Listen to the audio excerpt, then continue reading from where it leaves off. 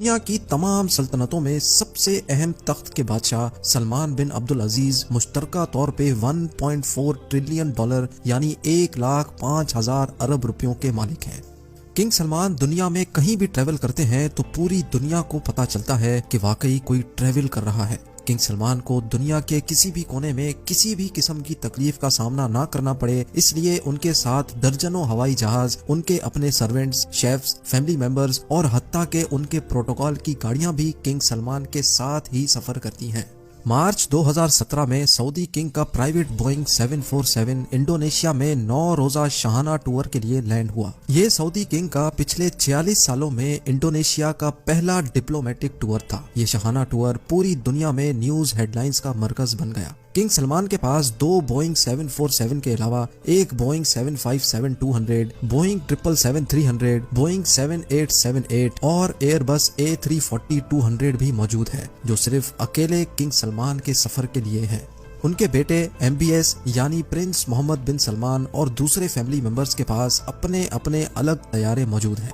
Boeing 747 एक ऐसा commercial तैयारा है जिसमें एक ही वक्त में 600 लोग सफर कर सकते हैं, लेकिन किंग सलमान के अकेले के लिए ये पूरा बोइंग 747 तैयार किया जाता है, जो किसी महल से कम नहीं होता, क्योंकि इस तैयारे में सीट्स नहीं बल्कि luxury bedroom, conference room, toilet, dining area, sitting area और किचन भी फिट किया गया है।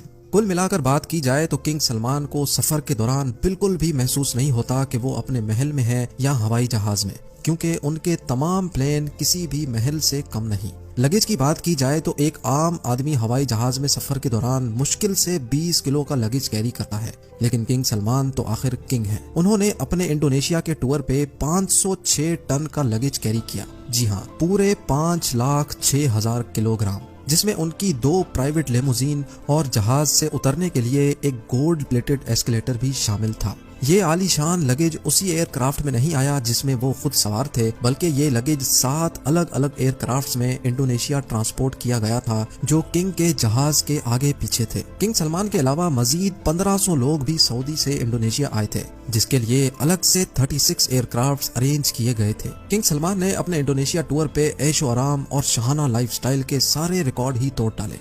जिस कार्गो कंपनी ने ये सारा सामान सऊदी से इंडोनेशिया ट्रांसपोर्ट किया था, उनके मुताबिक इस सारे अमल में उन्होंने 570 वर्कर्स की मदद हासिल की और इतने कम टाइम पे ये कार्गो किंग के साथ ही इंडोनेशिया ट्रांसपोर्ट किया। सऊदी किंग के शाहाना सफर की ये कोई पहली दास्तान नहीं थी। उनके जापान के सिर्फ 4 दिन के टूर के लिए सऊदी अरब से 2 गोल्डन एस्केलेटर्स, 10 एयरक्राफ्ट्स और 100 लेमोजीन कार्स किंग सलमान के साथ जापान गई थी, और जापान में रिहाइश के लिए किंग सलमान और उनकी पूरी टीम के लिए टोक्यो के सबसे बेहतरीन होटल्स में 1200 लग्जरी स्वीट्स बुक करवाए गए थे। चंद 5 स्टार होटल्स को तो पूरा ही खाली करवा के उनमें सिर्फ किंग सलमान के लोग और रिश्तेदारों को रहलाया गया था। किंग सलमान के फ्रांस के टूर पे भी तकरीबन 400 लग्जरी कार्स उनके प्रोटोकॉल के लिए हायर की गई थी। इतना ज्यादा प्रोटोकॉल तो प्रेसिडेंट्स को भी नहीं मिला करता।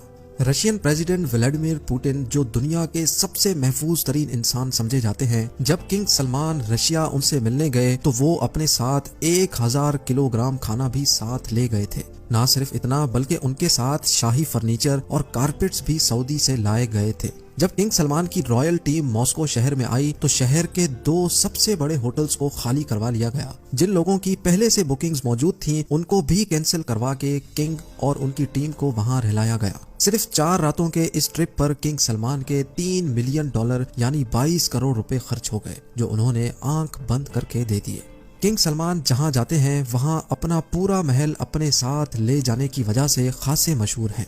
इतना ज्यादा खर्चा और ताम झाम करने के बावजूद भी किंग सलमान का गोल्डन एस्केलेटर जहाज से उतरने के दौरान पूरे मीडिया के सामने ही खराब हो गया, जिसकी वजह से किंग सलमान को काफी शर्मिंदगी का सामना भी करना पड़ा। लेकिन बिलाखिर उनको अपनी टांगों की मदद से ही बकाया सीढ़ियां उतरना पड़ी। 2014 में जब king Salman American president Barack Obama से मिलने गए तो उस ट्रिप पर भी वो हल्के ना पड़े। वॉशिंगटन DC के मशहूर 4 सीजन्स होटल के तमाम 222 के 222 कमरे न सिर्फ बुक करवा लिए गए थे, बल्कि पूरे होटल को एक ही झटके में महल बना दिया गया था। किंग सलमान के वॉशिंगटन DC पहुंचने से पहले ही 4 सीजन्स होटल को पूरा गोल्डन कर दिया था। सऊदी से खास गोल्डन सामान मंगवाया गया, जिसमें golden furniture, carpets, lamps, bedsheets, golden chairs और हत्ता के गोल्डन हेयर ट्रैक्स भी सऊदी से मंगवाए गए। बात यहाँ तक पहुँच गई थी कि होटल की पार्किंग में भी रेड कारपेट्स बिछाए गए थे ताकि किंग सलमान को अपने पैर भी जमीन पर ना रखने पड़े।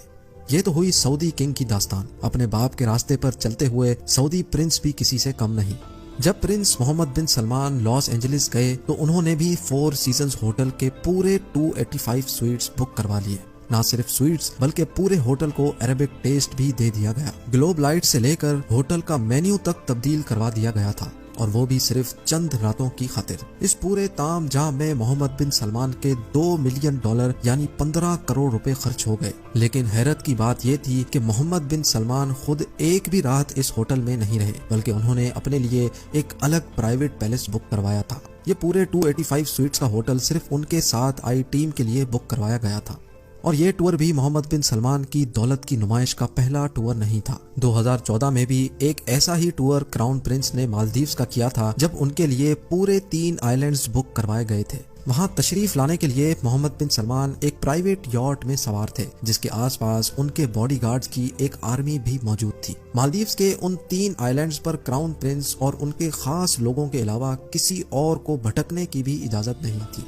इस टूर पे मोहम्मद बिन सलमान के $30 मिलियन यानी 225 करोड़ रुपयों का खर्चा हुआ। नाजरीन, जाते जाते आपको ये भी बताते चलें कि किंग सलमान बिन अब्दुल अजीज ने 2015 में जब फ्रांस का दौरा किया था तो वहाँ 1 लाख लोगों ने किंग सलमान के खिलाफ एहतजाज किया, क्योंकि फ्रांस के बीच पे जहाँ किंग सलमान का विला मौजूद था उसको पब्लिक के लिए बंद कर दिया गया था, और पब्लिक बीच पे सिर्फ किंग सलमान के उतरने के लिए एलिवेटर इंस्टॉल करवाए गए थे।